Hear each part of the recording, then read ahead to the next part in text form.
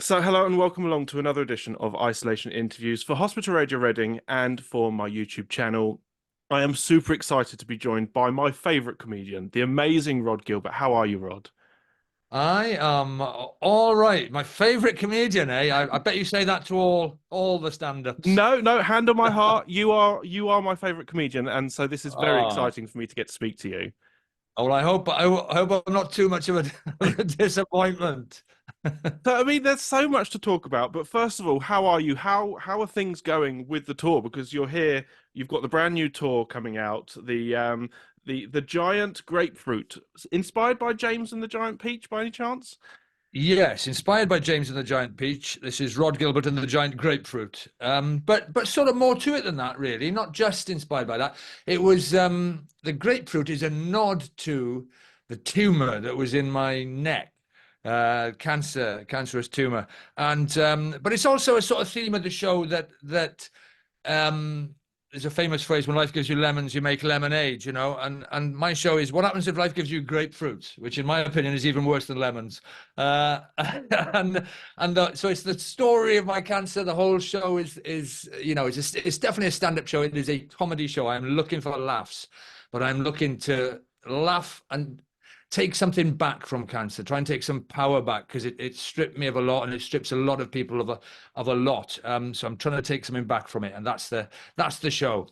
Now we'll talk a little bit more about the show in a moment, but I just wanted to say an amazing documentary that you did. I mean, really, really touching, really moving, but also just so funny. But and I know that sounds horrible to say funny about something related to cancer, but it was such a great watch. So how was that for you putting that together?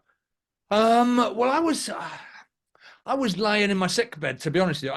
I'd had surgery. I didn't, so I found out I got diagnosed. I found out I had cancer and everything. Then there's a horrible waiting game, and then you find out the extent of it, and you get your plan together for how you're gonna tackle this. And my doctors decided the best thing for me would be to have some stuff cut out, tonsils cut out, and bits cut out.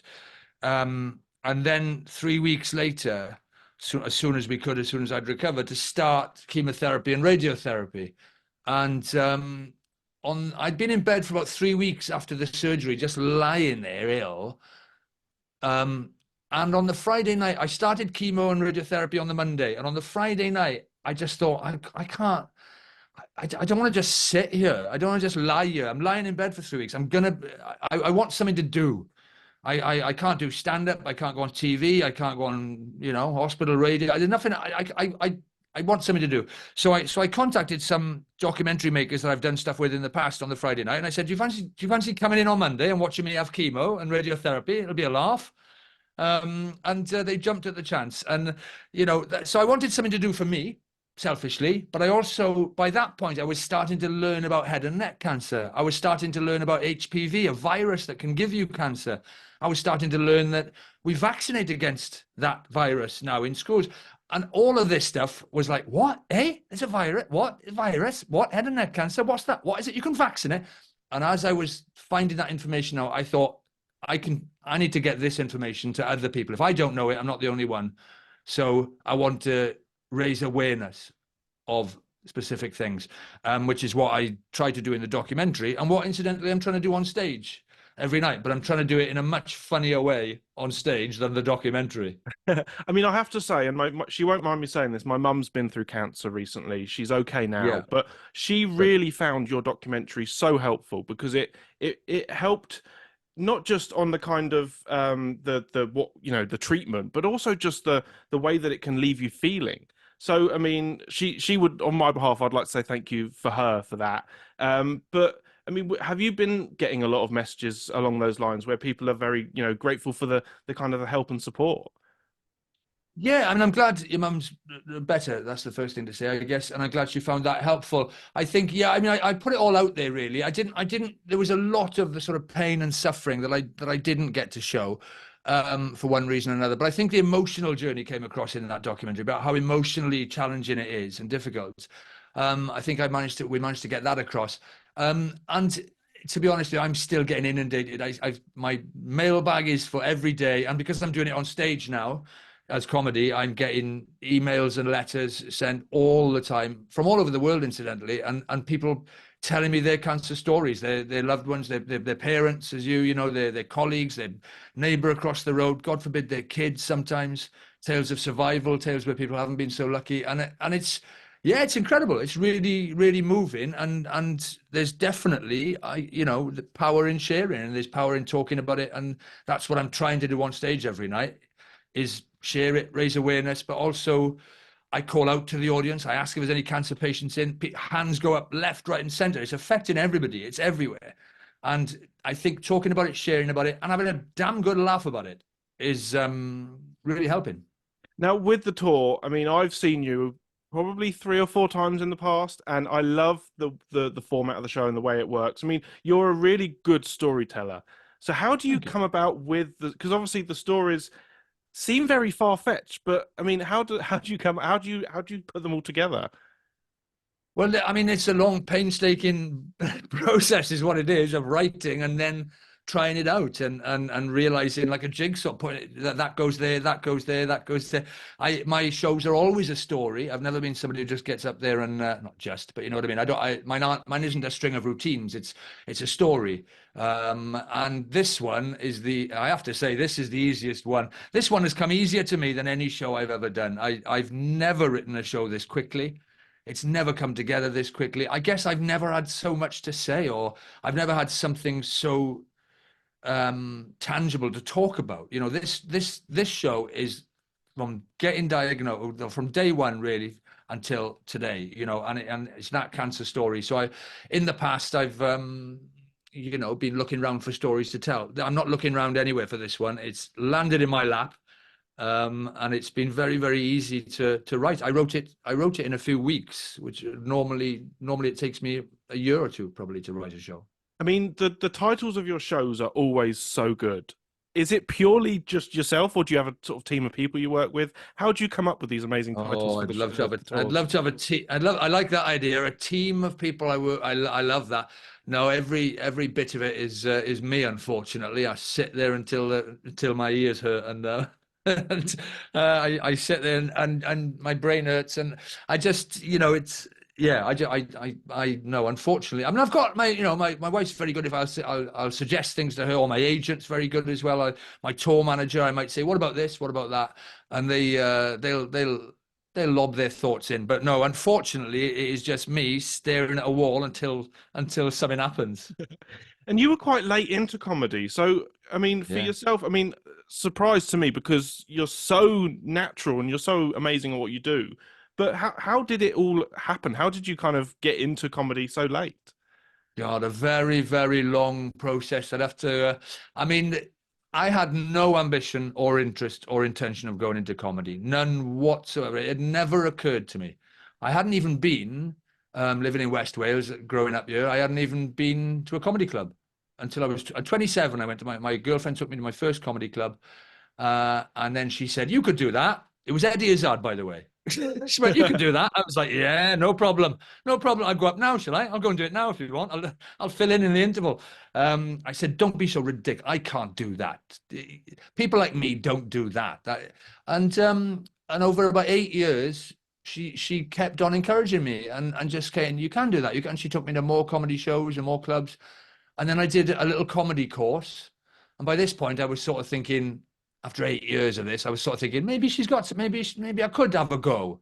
But at my wildest dreams, I thought maybe I could be an open spot comedian on a Saturday night after a working week, after a busy week, I could go to a comedy club and have a bit of fun and let off a bit of steam and maybe do 5 minutes, unpaid in a pub somewhere. And that was the extent of my ambition and my dreams at that point.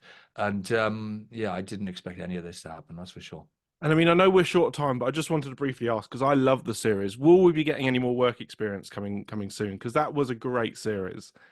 As far as I know, there's no more work experience coming. I think BBC Wales have decided after 9 years it is time to invest in somebody new, somebody younger, fresher faced with new ideas. I think you know, they've only got a certain amount of money at BBC Wales, and I think that so they've decided to put that money elsewhere for now and cut me loose.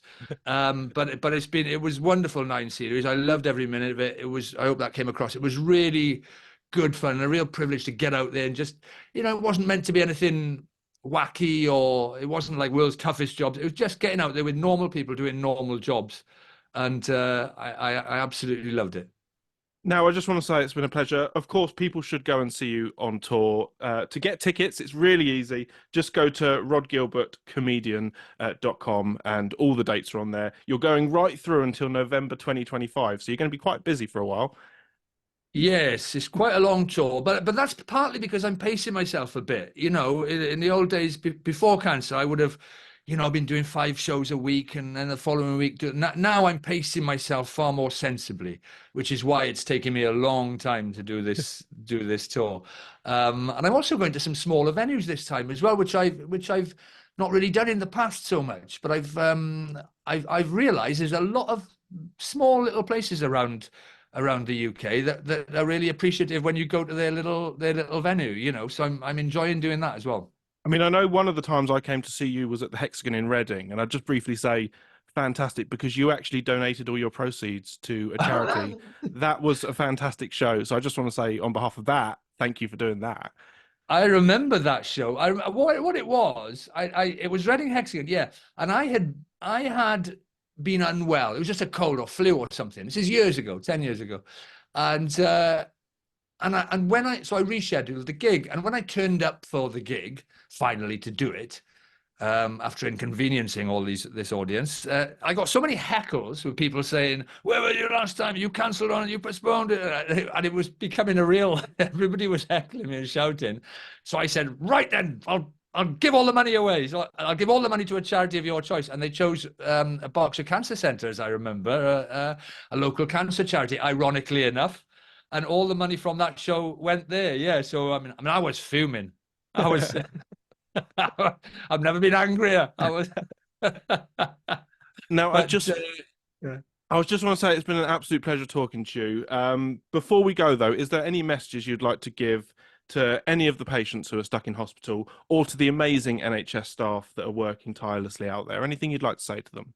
Oh God, there's too much to say, too much to say, too much to say. I've spent so long. I spent in and out of hospital for 3 months, because what we didn't show in the documentary was that, you know, I was in and out of hospital. Obviously, I was in hospital every day in my wonderful Velindre Cancer Centre in Cardiff, and a wonderful NHS facility there. But then when I was recovering from cancer, I got gallstones. So I was in and out of hospital for 3 months at a little hospital down in West Wales called Withybush for 3 months with gallbladder infections and gallstones, until they eventually took my gallbladder out. We didn't have time for that in the documentary, and it was all getting a bit depressing. So, but I know what it's like lying. I know what it's like lying there. It is hard, and just, you know, my words are hanging there. Best of luck, and thanks so much to the NHS, which under very difficult circumstances and under a lot of strain, I know is, you know, still manages to do a wonderful job. And for me, you know, poignant, I genuinely owe them my life, which blows my mind a bit, really. Rhod, So thanks to the staff, and best wishes to the patients. Rhod, it's been an absolute pleasure and an honor. It's been amazing speaking to you. Thank you so All much for mine. giving up your time. Not Of at all. course, keep safe, and you are welcome back anytime. Yeah, brilliant. Thanks for having me, and thanks for the great work you do. Thanks.